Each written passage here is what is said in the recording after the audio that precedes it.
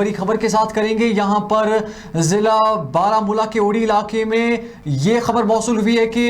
एक पुल जो यहाँ पर है कोलैप्स हो गया है और कई मजदूर यहाँ पर घर के आब हुए हैं। और इससे मजीद तफसीलात हम सीधे यहाँ पर ग्राउंड जीरो से इकबाल चौहान हमारे नुमाइंदे इस वक्त ग्राउंड जीरो से हमें तफसीलात मजीद फराहम करेंगे। क्या इकबाल आप सुन पा रहे हैं हमें? जी सर बिल्कुल। इकबाल सबसे पहले मैं जानना चाहूंगा कि क्या वाकया पेश आया, पुल कैसे कोलैप्स हुआ और कितने लोग यहाँ पर घर के आब हुए?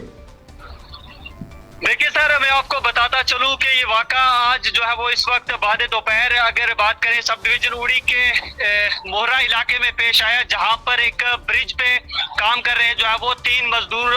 घर के आब हुए हैं, दरियाई झेलम में बह चुके हैं। जो इतलात अभी तक लोकल्स के हवाले से हम तक पहुंच रही है उसके मुताबिक ये बताया जा रहा है कि ये तीनों अफराद जो है वो इस पुल पर काम कर रहे थे। हालांकि इस पुल को जो है वो ये पुल एक बोसीदा है, इसको ट्रैफिक या फिर आमदोरफ्त के लिए कहीं ना कहीं बंद किया गया है। इसके नजदीक जो है ये काम कर रहे थे और इस पुल के टूटने की वजह से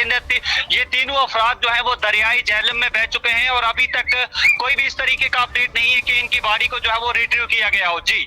इकबाल, क्या रिट्रीवल के लिए कोई रेस्क्यू कार्रवाई शुरू की गई है पुलिस या सिविल इंतजामिया की तरफ से? क्या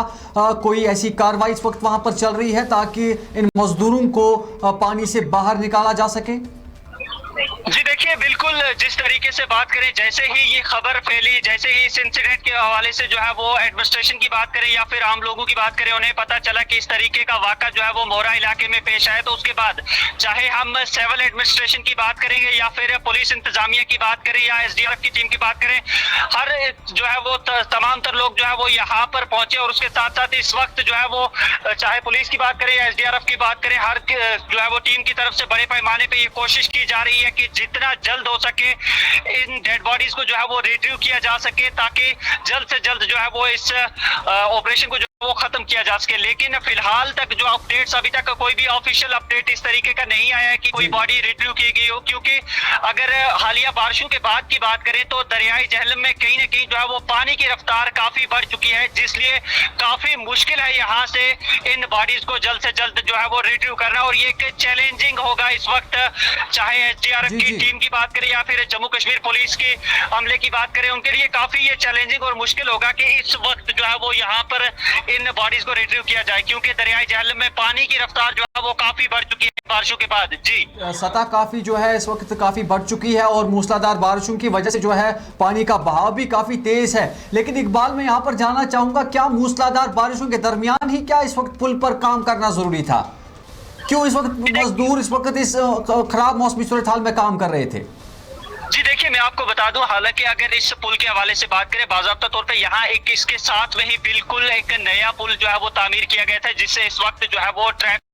या फिर आम लोगों की जो है वो अबूर मरूर के लिए एक नया ब्रिज यहाँ पर बिल्कुल बनाया गया था, जिससे इस वक्त जो है वो ट्रैफिक रवाना था। उसके साथ ही ये ब्रिज जो है वो बोसीदा तरीके का जो है वो एक कदल था जो काफी पहले बनाया गया था और इसे बिल्कुल इस वक्त ट्रैफिक या फिर आमदोरफ्त के लिए बंद किया गया था। लेकिन अभी तक ये मालूम नहीं हो रहा है कि आखिर ये अफराद जो है वो क्यों कर इस ब्रिज पे इस वक्त काम कर रहे थे और क्या ये बीकन के अफराद थे या फिर दीगर किसी और जो है वो आम मजदूर थे, ये तो अभी तक नहीं बताया जा रहा है। लेकिन जहां तक लोकल्स के हवाले से हमें अभी तक इतलात मौसूल हुई तो बताया जा रहा है कि ये तीनों अफराद जो है वो इनका ताल्लुक वादी कश्मीर के मुख्तलिफ अजला से है, जिनमें से 2 का ये बताया जा रहा है कि उनका ताल्लुक जो है वो एक का अनंतनाग के इलाके से और दूसरे का अभी तक जो लोकल्स के मुताबिक है वो शोपियान से। हालांकि इस हवाले से अभी तक कोई भी ऑफिशियल नहीं भी जो है वो ऑफिशियल बाइट इस हवाले से सामने नहीं आई है। मजीद क्या कुछ फिर ऑफिशियल निकल कर आता है वो भी हम जरूर यहाँ से बिल्कुल ग्राउंड जीरो पर इस वक्त हम मौजूद हैं और बिल्कुल बताने की वो भी कोशिश करेंगे। जी तो इकबाल, ये कह सकते हैं कि भी पूरी तरह से जो है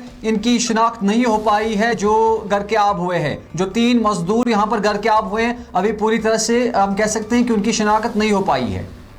जी जी बिल्कुल, अभी पूरी तरह से अंदाजा लगाया जा रहा है कि वो कुछ अजला से ताल्लुक रखते हैं, लेकिन मुकम्मल तौर पर अभी ये कहना दुरुस्त नहीं होगा कि वो किन अजला से है और उनका नाम क्या है।